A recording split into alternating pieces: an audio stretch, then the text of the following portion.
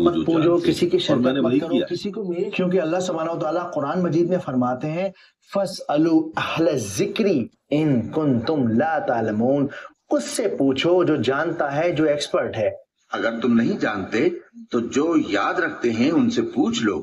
ये छोटा सा वाक़या हमें सिखाता है कि कुरान में हर चीज का जवाब है, जरूरत है तो उन जवाबों को ढूंढने वाले की। मोरिटेनियन स्कॉलर सिडी अब्दुल्ला इब्न अल हज इब्राहिम कुरान को डिफाइन करते हुए फरमाते हैं अल कुरानु लफ्ज़ुन मुनज़्ज़लुन अला मुहम्मदिन लिल-इजाज़ी व लित-तअब्बुदी, यानी कुरान अल्लाह सुब्हानहू व तआला का वो कलाम है, वो स्पीच है जिसे जिब्रील अलैहिस्सलाम के जरिए मोहम्मद सल्लल्लाहु अलैहि वसल्लम तक पहुंचाया गया और जिसे सुनकर सहाबाओं ने कंपाइल किया, यानी एक बुक की शक्ल दी। और ये कुरान एक ऐसा कलाम है जिसको कोई इंसान रेप्लिकेट नहीं कर सकता और सिर्फ इसकी तिलावत करना ही अपने आप में एक इबादत है। लेकिन इस डेफिनेशन में दो बहुत गहरे राज छुपे हैं। इजाजी का मतलब होता है वो जो कॉपी नहीं हो सकता, और शायद यही वजह है कि कुरान के चैलेंज करने के बावजूद भी कोई भी इंसान कुरान की जैसी एक आयत नहीं बना पाया जिसके अंदर लैंग्वेज का इतना ज्यादा परफेक्शन हो, जो इतनी ज्यादा डीप हो और जो हजारों यानी कयामत तक के लिए रेलेवेंट रह सके। दूसरा लफ्ज है ताबुद। ताबुद का मतलब होता है इबादत, यानी सिर्फ इस किताब की तिलावत करना ही इबादत है। लेकिन यहाँ एक बड़ी बारीक बात छुपी है। जब हम उलमाओं के अंडरस्टैंडिंग को पढ़ते हैं कुरान के बारे में, तिलावत के बारे में, तब हमें पता चलता है कि तिलावत के अंदर 3 लेयर्स हैं। सबसे पहला है जुबान, यानी जुबान से पढ़ना। दूसरा है जो पढ़ा जा रहा है उसे दिल से यकीन करना। और तीसरा है अमल, यानी जो भी पढ़ा जा रहा है उसको अपनी जिंदगी में अप्लाई करना। और शायद इसी वजह से अब्दुल्ला इब्ने उमर को तकरीबन 8 साल लग गए थे सूरह बकरा को याद करने में, क्योंकि सहाबा का रूल था कि वो 10 आयतें पढ़ते, उन्हें समझते और तब तक आगे नहीं बढ़ते जब तक कि पिछली 10 आयतों पर उनका अमल मुकम्मल नहीं हो जाता। इवन बहुत सारी नरेशन में हमें मिलता है कि उमर रज़ी अल्लाह ताला अन्हु को तकरीबन 12 साल का वक्त लगा सूरह बकरा को हिफ्ज करने में। और जब उन्होंने सूरत को हिफ्ज कर लिया तो आपने पूरे एक ऊंट की कुर्बानी देकर सारे मक्का को दावत दी। मेरे अल्लाह, इतना सारा गोश्त कहाँ से आया? दिल भर कर खाओ बहन, ये उमर ने जो कुरान हिफ्ज किया है उसकी दावत का गोश्त है। माशाअल्लाह। अल्लाह उमर के इल्म में इजाफा करे। सूरह बकरा को हिफ्ज करना और फिर उसकी तालीमात पर अमल करना कोई आसान काम नहीं है। सही कहते हैं आप। दावत में मजा आ गया। इंशाअल्लाह मेरा भी हिफ्ज हो जाएगा तो मैं भी दावत दूंगा। क्यों नहीं, जरूर जरूर। कुरान के लफ्जों को सीने में हिफ्ज करना कमाल है। ये वजन लेकर चलना हर किसी के बस की बात नहीं।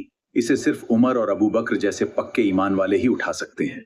कुरान के लफ्जों का वजन कितना भारी है इसका अंदाजा आप तिरमिज़ी की इस हदीस से लगा सकते हैं कि जब एक बार सहाबा ने आप सल्लल्लाहु अलैहि वसल्लम के सफेद बालों को देखा तो आपसे कहा, ए नबी पाक, आपके बाल तो बहुत जल्दी सफेद हो गए, ऐसा क्यों है? तब आप सल्लल्लाहु अलैहि वसल्लम ने फरमाया कि सूरह हूद और जैसी और सूरतों ने मेरे बालों को सफेद कर दिया, मुझे ज़ईफ कर दिया। You know, when this surah was revealed, it appeared as if the Prophet sallallahu alaihi wasallam is so much grieved and is under such a pressure that he appeared to be old. हजरत अबू बकर ने पूछा, हुजूर क्या हुआ, आप पर बुढ़ापा तारी हो गया अचानक? फरमाया, शय्यबतनी हूदुन व अखवातुहा, मुझे सूरह हूद और उसकी बहनों ने बूढ़ा कर दिया है। क्योंकि उन सूरतों का अंदाज ऐसा है कि जैसे मोहलत खत्म हुआ चाहती है और अजाब का धारा जो है अब छूटने वाला। लेकिन यहाँ सोचने वाली बात यह है कि कुरान अगर अपने आप को इतनी तरह से डिफाइन करता है, उसके बावजूद भी लोगों के बीच इसको लेकर इतना ज्यादा कंफ्यूजन, इतना ज्यादा मिसकंसेप्शन क्यों है? उसके पीछे शायद बहुत बड़ी वजह यह है कि कुरान सीक्वेंस में बात नहीं करता। यानी जब आप दुनिया की कोई भी किताब पढ़ेंगे तो उसमें कहानी शुरू से शुरू होती है, यानी क्रोनोलॉजिकल होती है। उसमें कैरेक्टर्स के नाम होते हैं, लोकेशन होती है और फिर कहानी आगे बढ़ती है और खत्म हो जाती है। लेकिन कुरान इस तरह के सीक्वेंस में बात नहीं करता। कुरान के अंदर तारीखें मेंशन नहीं होती, लोकेशन मेंशन नहीं होती। कई बार जिसके बारे में बात हो रही है उसका नाम तक भी मेंशन नहीं होता। जैसे सूरह यासीन में हम पढ़ते हैं, वजा मिन अक्सल मदीनती रजुल यसा قال یا قوم اتبعوا المرسلین، کہ ایک آدمی بہت دور شہر کے کونے سے آیا اور اس نے اپنی قوم کے لوگوں سے کہا کہ تم نبی کو کیوں نہیں مانتے، یہ تو سچے لوگ ہیں۔ اور پھر قرآن اس انسان کے ایفرٹ کے بارے میں بتاتا ہے کہ کس طرح اس نے لوگوں کو بتایا، سمجھایا، اور آخر میں اس کی قوم نے اس انسان کو قتل کر دیا۔ اب ہم اس انسان کے سارے ایفرٹ اور کہانی کے بارے میں جانتے ہیں، لیکن اس کے باوجود بھی ہمیں نہیں پتا کہ یہ انسان کیسا دکھتا تھا، اس کی کیا عمر تھی، اس کی کیا چال ڈھال تھی، اس کا کیا نام تھا، یا یہ کس شہر سے آیا تھا۔ لیکن قرآن نے ایک عام انسان کو اس کے ایفرٹ کو مینشن کیا، اور تب قیامت کے لیے خاص طرح قرآن میں اچانک سے ہسٹوریکل قصہ شروع ہو جاتا ہے، تو پھر بیچ میں کوئی قانون کی آیت آ جاتی ہے، اور پھر آخرت اور قیامت کا ذکر آ جاتا ہے۔ اور شاید اسی لیے یہ کتاب بہت سارے لوگوں کے لیے کنفیوژن کریٹ کرتی ہے، لیکن اگر آپ تھوڑا سا گہرائی میں جا کر سوچیں تب آپ کو اس بات کا اندازہ ہو جائے گا کہ جس نے یہ ساری دنیا بنائی ہے، جو اس ساری دنیا کا خالق ہے، مالک ہے، چلانے والا ہے، اسے لٹریچر کے، رائٹنگ کے کسی رول کو فالو کرنے کی ضرورت نہیں ہے۔ شیخ حمزہ یوسف اس بات کو اس طرح سے سمجھاتے ہیں، رات کے آسمان کو دیکھیے، ایک عام انسان جب آسمان کی طرف دیکھتا ہے تو اسے صرف بکھرے ہوئے ستارے نظر آتے ہیں، ان کی کوئی شکل نہیں، کوئی ڈیزائن نہیں، کوئی سیکوینس نہیں۔ لیکن اگر کسی ایکسپرٹ اسٹرونومر کو وہاں کھڑا کر دیا جائے تو وہ انہی بکھرے ستاروں میں شیپس دیکھ لیتا ہے، کانسٹیلیشنز کو پہچان لیتا ہے، وہ ان ستاروں کو ان کے نام سے جانتا ہے۔ بالکل اسی طرح قرآن سیکوینس میں نہیں ہے، لیکن جو لوگ اس کو جاننے کا شوق رکھتے ہیں وہ جانتے ہیں کہ کس آیت کو کس آیت کے ساتھ جڑنا ہے۔ اور ہم نے قرآن کو سمجھنے کے لیے آسان کر دیا ہے، تو وہی ہے کہ سوچے سمجھے۔ تو اب تک کیا بات سیکھی ہم نے کہ قرآن بکھرا ہوا نہیں ہے، بلکہ اس کا اسٹرکچر عام دنیا کی کتابوں سے مختلف ہے، الگ ہے۔ دوسرا، ایک ایسی کتاب ہے جو اللہ سبحانہ و تعالیٰ کی اسپیچ ہے، وہ بات ہے جو اللہ نے محمد صلی اللہ علیہ وآلہ وسلم کو بتائی، آج یہ ہمارے پاس ایک کتاب کی شکل میں موجود ہے۔ تیسری بات کہ قرآن کی تلاوت کرنا ہی اپنے آپ میں ایک عبادت ہے، لیکن تلاوت کا مطلب صرف اور صرف پڑھنا نہیں ہوتا، بلکہ اس کے اندر اس کو سمجھنا، دل سے یقین کرنا، اور پھر اس پر ایکٹ کرنا کمپلیٹ تلاوت کہلاتا ہے۔ تو اگلی بار جب آپ قرآن کو پڑھیں تو کوشش کیجیے کہ اس کو سمجھ کے پڑھنا ہے، ورنہ آپ کی تلاوت شاید مکمل نہیں ہوگی۔ شیخ مریبت الحج بڑی اچھی اگزامپل دیتے ہیں، آپ بتاتے ہیں کہ ایک پور بھر کے کتاب پڑھنے سے بہتر ہے ایک کتاب کا یاد ہونا، اور ایک کتاب کا یاد ہونے سے بہتر ہے ایک لائن کا سمجھ میں آنا۔ حفظ الصفرین خیر من قراءة القرآن. To memorize two lines is better than to reading two camel dogs. And then he said, وَفَهْمُ الصَّفْرَيْنِ خَيْرٌ مِنْ حِفْظِ الْقَرْآنِ. But to understand two lines is better than to memorize two camel dogs of knowledge. یاد رکھیے، قرآن کو سمجھنا اسے حفظ کرنے سے زیادہ ضروری ہے۔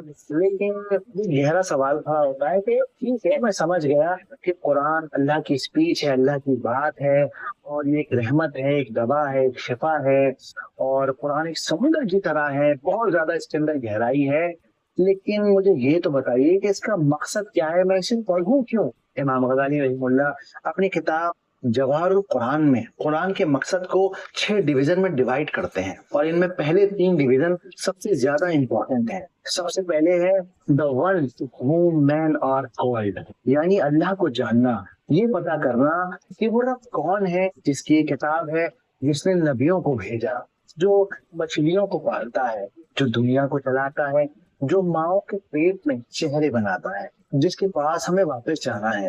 اور بات ٹھیک بھی ہے، اگر ہم یہ نہیں جانتے ہوں گے کہ بھائی وہ کون ہے جس نے ہمیں بنایا ہے اور وہ کیا کیا ہمارے لیے کر رہا ہے، تو پھر ہم اس پر یقین کیسے کریں گے؟ جان پہچان سے محبت اور بھروسہ دونوں بڑھتے ہیں۔ قرآن کا دوسرا مقصد ہے انسانیت کو اس راستے کی طرف گائیڈ کرنا جو راستہ اللہ کی طرف انہیں لے جاتا ہے، یعنی وہ ہمیں جس سیدھے راستے پر چلنے کو کہتا ہے اس سیدھے راستے کو جاننا اور یہ سمجھنا کہ کس طرح سے اس سیدھے راستے کو حاصل کیا جا سکتا ہے، اس پر دنیا کی برائیوں کو اوائڈ کرتے ہوئے، ہر چالاکی، ہر دھوکے کو نہ کہتے ہوئے بندہ جب ایک روز اپنے رب سے ملے گا تب اس طرف اس کی طرف سے منہ نہیں پھیرے گا، بلکہ یہ بندے کو دیکھ کر مسکرائے گا۔ اور شخص موت کا مزہ چکھنے والا ہے پھر تم ہماری طرف لوٹ کر آؤ۔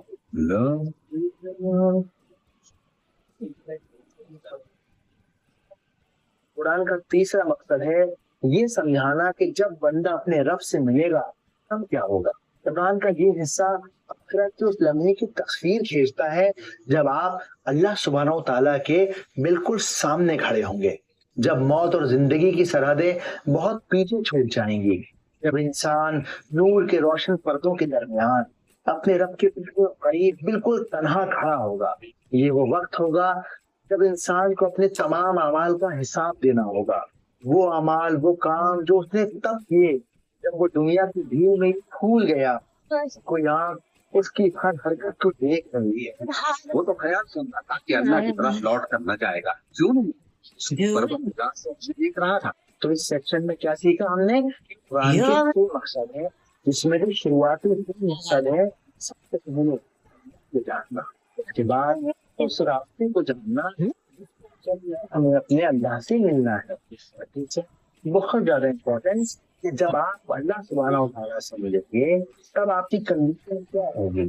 چوتھا ڈویژن یعنی دیکھیں کہ باقی جو تین ڈویژن ہے نا، یہ اصل میں مدد کرتے ہیں پورے مقصدوں کو پورا کرنے کے لیے۔ ڈویژن میں لوگوں کے حال کے وقت بتائے جا رہے ہیں، اللہ کے بتائے راستے پر چل ان لوگوں کی بات کی جا رہی ہے جو اللہ کے بتائے راستے پر نہیں چلے۔